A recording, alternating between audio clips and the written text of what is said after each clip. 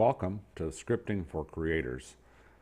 This will be a presentation that I will break up in a couple of places to take questions, so don't worry too much about death by PowerPoint. But this is scripting again from the creator's perspective, and I consider a creator a person that goes in there and builds experiences. I build experiences, and most of you in here do as well.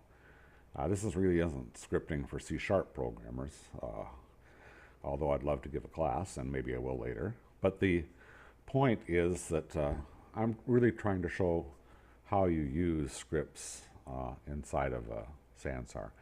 And I'm going to go a little farther than just showing you the, here's how you configure a script, and it will do this. It's not just examples, although I'll show you where a bunch of examples are when I finish. The thing I'd like to do with this is basically have you get a little bit of an understanding, not too deep, but a little bit of an understanding of what's going on when you're writing a script or when you're using a script, so you can get a better feel for when you're configuring them, when they don't seem to work, why they may not be. You know, again, I'm trying to take away some of the mystery of what's going on behind the scenes. So you'll see a little behind the scenes of what's going on inside of Sansar when you're using a person's scripts. So let's start with, building an experience by a creator. And here's an example of a very simple experience that I just created. It was a simple scene, and I put in a doorway, which is a 3D model I brought in. I put a light inside of the doorway, and I put a trigger volume in the doorway. And so thought being here that you walk through the doorway, the light turned on, and it's about as simple as we can get. But again, it shows how scripting works. It's to provide interaction and changes in your scene from what you originally configured and saved. So if we look at that, the first thing that is in here is we're going to be talking about an object. Well, we all know we've seen objects before when we're building our scene. There's a window called Scene Objects, and everything we stick in the scene has a scene object associated with it. But there's a little more to it than it just being like a folder. Really, when you save a scene, each scene object, the server is creating a set of code associated with each one of those. The doorway's got a set of code, the plane does, the spotlight, the trigger volume, all has a chunk of code that has been copied from a template, we'll call it, which that code is called a class in C#. So it does what's called create an instance of a class. So basically it copies the generic code for an object to handle meshes and puts it in the doorway code. So I've got 6 pieces of code now running underneath this scene when I do the save. And that's important because, again, this is Sansar is built in C#, and it's object-oriented, and that's important in how you think about things, and you'll see that in the next few slides. So there's an object out there on the server, big deal. What does it have? Well, the thing that you most interact with currently is it's got variables or properties that contain the data that's used by the Sansar simulation. And what I mean by that is, it's got the position of let's say, the trigger volume or the doorway or the light.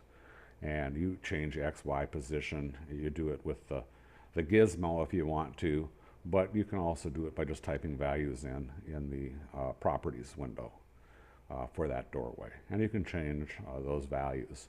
And what happens when you change those values and you save them, those are the values that are saved up on the server as well. So the server is keeping track of all those values. And in addition to those properties or values, it has methods and functions that can be called that query the state of the object, that causes the object to do something, and so on. So it's got properties, an object does, and it's got methods or functions.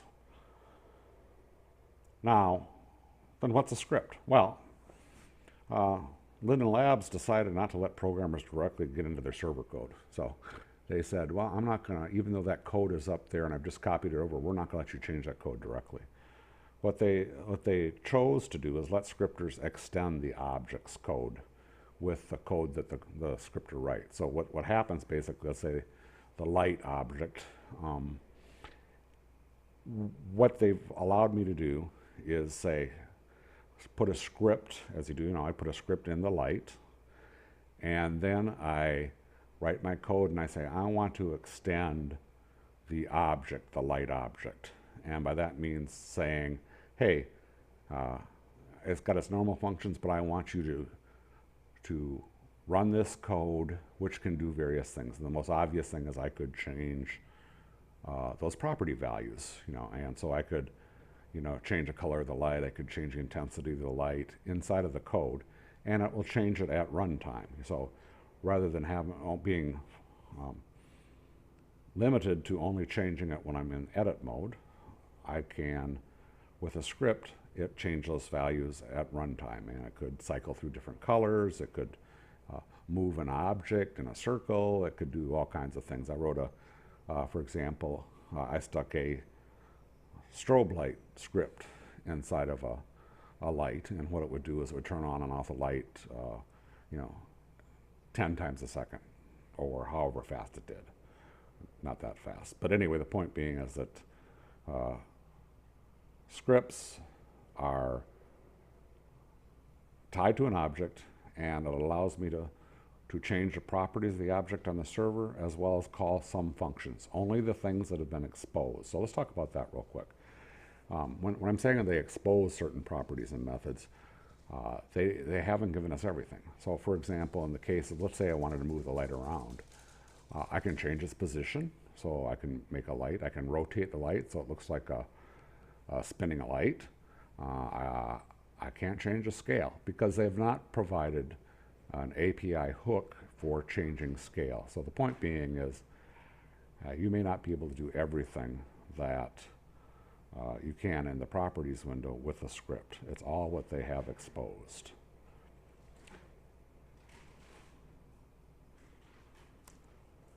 All right, let's talk about some basic rules for scripts and objects. Well, you place in an object the script, and it allows you to control aspects of how the object behaves in the simulation running on the client. So what's happening there is it means it allows me to change the properties like we talked before, for example, of the position or the rotation of a light. And then what happens is that gets sent down to the client, those positions do, and it gets sent down, certainly every frame, as you look at your frame rates, that's how often a server can be updating the client. What happens though, the important part here is that the object that they're in, for example, the light object, you can only control that object. I can't, for example, stick a script in the trigger volume and say turn on and off this light over here. Doesn't happen because I can only control the trigger volume, or I can only, if I'm in the light, I can't play a sound. Well, that's obvious, but the point being is I can't control another light from inside of that light. The point being is it's limited in scope to that object, and that's all that the script can change is behavior of that object. Well, then how are we going to get this to work with the fact that you walk through a trigger volume and the light turns on?